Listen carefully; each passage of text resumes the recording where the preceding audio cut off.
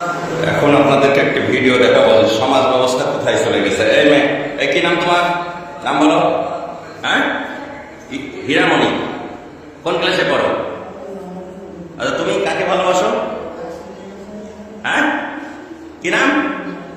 এই বিনাজুল কোনটা? এই দেখো নাই। এই টাকা, এদিক টাকা টাকা টাকা। তুই কি করিস? ওয়াইলিং কাজ করিস। আর তুমি পড়ো কোন ক্লাসে? বেনাপোল মাধ্যমিক বিদ্যালয়ে, তাই না? ক্লাস 6-এ। এই তুমি তুমি হ্যাঁ, তোমার বয়স হাতে হয়নি। কি নাম তোমার? তুমি ক্লাস 6-এ পড়ো? 7-এ। তো তোমার সম্পর্ক এই ছেলের সাথে। ও ক্লাস 7-এ পড়ে। এই দেখেন ব্যাগ বক্সা, বাসা বাড়ি থেকে এই যে স্বর্ণালঙ্কার সবকিছু নিয়ে, টাকা পয়সা নিয়ে, হ্যাঁ তারা হচ্ছে টাকা পয়সা স্বর্ণালঙ্কার সব নিয়ে বাড়িতে বেতনা এক্সপ্রেসে তারা চলে যাচ্ছিল।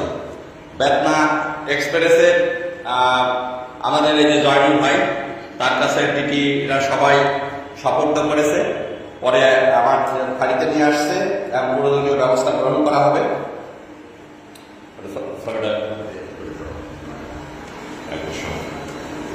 এটা অবশ্যই অভিভাবকরা এই মুহূর্তে আসবে। অভিভাবকদের আসার পরেই আমরা আইনগত ব্যবস্থা যেটা হয়।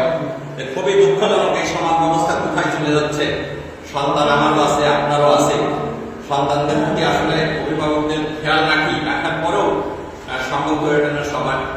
ওই একটা মেয়ের বাবা থাকে বিদেশ, আর এটা ক্লাস 7-এ পড়ে, তারা একই স্কুলে পড়ে, আর একটা ওয়েলিংয়ের কাজ করে, খুবই অল্প বয়স্ক, যেটা মানে ভাবা যায় না।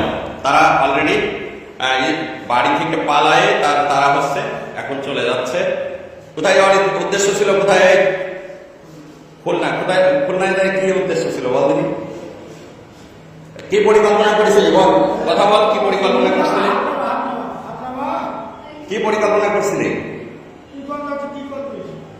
যাই কি বাসা ভাড়া নিয়ে থাকবে এরকম একটা চিন্তা ভাবনা? তোর বিয়ে হয়? তোদের বয়স হয়েছে, বিয়ে হইতো? বল। অযথা তো পুলিশকে তোরা হয়রানি করবি।